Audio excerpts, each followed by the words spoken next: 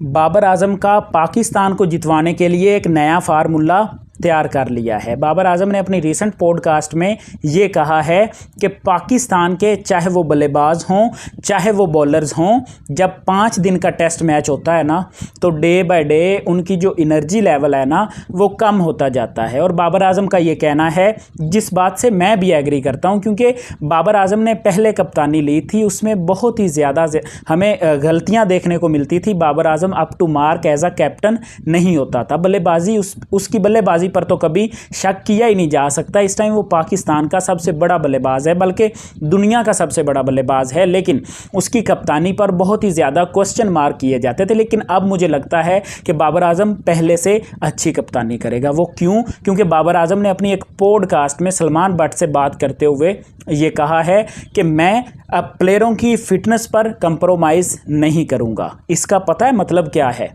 पहले बाबर आजम को जब वो कप्तान था ये कहा जाता था कि बाबर आजम दोस्ती यारी 11 खिलाता है। शादाब खान, हसन अली, इफ्तिखार अहमद, शहनशाह अफरीदी ये इसके दोस्त यार हैं। इमामुल हक वगैरह हो गए, रिजवान, ये अपने दोस्तों यारों की प्लेइंग 11 खिलाता है और उन्हें ही पाकिस्तान में लेकर आता है।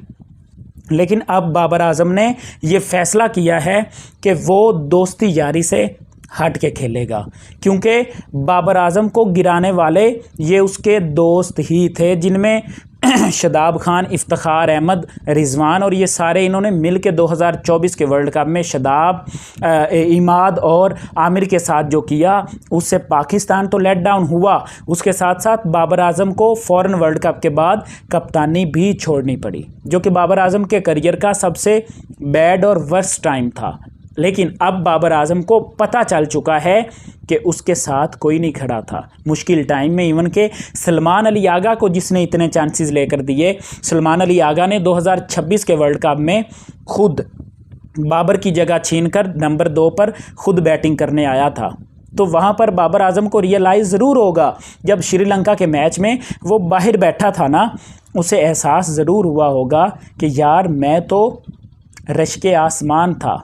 लेकिन दिन बदलते देर नहीं लगती और बाबर आजम दोबारा टेस्ट का कप्तान बना है। लेकिन खबरें ये भी चल रही हैं कि बाबर T20 में भी आने वाला है एज अ कैप्टन। और बासत अली ने तो ये भी कह दिया है, बासत अली जो कि पाकिस्तान के फॉर्मर क्रिकेटर हैं, उन्होंने तो ये भी खबर ब्रेक कर दी है कि बाबर आजम को 2027 के वर्ल्ड कप की भी कप्तानी दी जाएगी। अब यहाँ पर बाबर आजम अगर वेस्ट इंडीज़ और इंग्लैंड के दौरा में पाकिस्तान टीम को कामयाब करवा देते हैं ना, इवन के अगर सीरीज़ भी लेवल कर देते हैं, तो बाबर आजम को T20 में भी कप्तानी मिल सकती है। और मेरे ख्याल से T20 और ODI में कप्तानी करना मुश्किल है, टेस्ट में कप्तानी करना कोई मुश्किल नहीं है, क्योंकि आपको टिपिकल फैसले करने होते हैं। ये स्पेल उससे करवा लो, ये स्पेल उससे करवा लो, नई गेंद उसने करनी है, पुरानी गेंद उसने करनी है, कहाँ पर किस बॉलर को लाना है।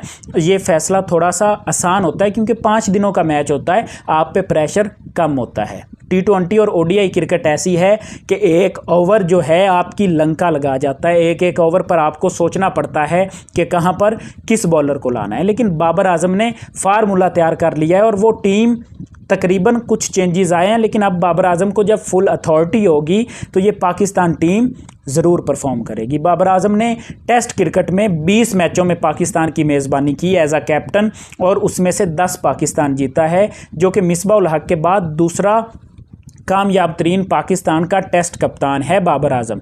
उसमें 6 मैचेस जो हैं वो Babar Azam as a captain हारा है और 4 मैचेस जो हैं वो ड्रा हुए हैं। और इस तरह से बाबर आजम की एज अ टेस्ट कैप्टन जो अपीयरेंसेस हैं ना वो कुछ बेहतर हैं। और T20 का भी वो बहुत ही कमाल का कप्तान था, ना जाने क्यों उसे हटाया गया, क्यों उससे कप्तानी ली गई और पूरी टीम का सत्यानाश कर दिया। हालांकि 2021 का सेमीफाइनल, 2022 का फाइनल, कुछ लोगों का गिला ये था कि बाबर आजम चैंपियन नहीं बनवाता। और भाई उसके बाद तो आप सुपर 8 तक नहीं पहुंच पाए। आप सुपर 8 तक भी पहुंचे हो तो वहां से बाहर हो गए, आप सेमीफाइनल तक भी नहीं गए। आपका ये गिला था कि बाबर आजम हमें बाहर करवा देता है जी सेमीफाइनल से, कभी फाइनल से, टूर्नामेंट नहीं जितवाता। तो दूसरे आपको कौन सा टूर्नामेंट जितवा रहे हैं? तो मेरे ख्याल से ये भाग भगा के इन्हें बाबर आजम के पास ही आना था, क्योंकि इनके पास और कोई मतलब बंदा था ही नहीं जिसे ये कप्तानी देते। इनके पास और कोई कैप्टन इन्होंने तैयार ही नहीं किया। आप देखिए MS धोनी ने कितने लोगों को तैयार किया है। अब पहले देखिए सूर्य कुमार यादव, रोहित शर्मा, विराट कोहली और अब श्रेयस अय्यर। एक लंबी लाइन लगी हुई है उनकी कप्तानों की। वो इस टाइम अगर हार्दिक पांड्या को कप्तान बना दें तो वो इन सब से बेहतर है। उनके पास एक से बढ़कर एक ऑप्शन है। वो जसप्रीत बुमराह को कप्तान बना सकते हैं भाई साहब, उनके पास एक से बढ़ के एक ऑप्शन है। लेकिन पाकिस्तान के पास क्या ऑप्शन है? सलमान अली आगा, जिसे ये अब T20 में खिलाना ही नहीं चाहते। सलमान अली आगा जो है वो अब आपको T20 में दिखना ही नहीं चाहिए। और मेरे ख्याल से कप्तान ही इन्होंने गलत बनाए हुए, जहां पर शहनशाह अफरीदी कभी भी ODI का कप्तान किसी भी टीम का नहीं हो सकता जिसे आपने ODI की कप्तानी सौंपी हुई है। और सलमान अली आगा जिसकी T20 में जगह नहीं बनती, उसे आपने T20 का कप्तान बनाया हुआ है। तो बाबर आजम ने सिंपल सा फार्मूला बनाया है कि पाकिस्तान को जितवाना कैसे, और उसके लिए उसने यंग गन्स जो हैं उनको स्क्वाड में जगह दी है, जहां पर मोहम्मद अली को जगह दी है, उबैद शाह को जगह दी है, अली उस्मान को दी है, अवैस जफ़र को दी है, अजान अवैस, अब्दुल्ला फजल, ये सब यंग लड़के हैं। और मेरे ख्याल से बेहतर रिजल्ट आएंगे, क्योंकि शान मसूद से बाबर आजम कप्तानी बेहतर कर लेता है। तो मेरे ख्याल से थोड़े से रिजल्ट्स भी बेहतर ज़रूर आएंगे।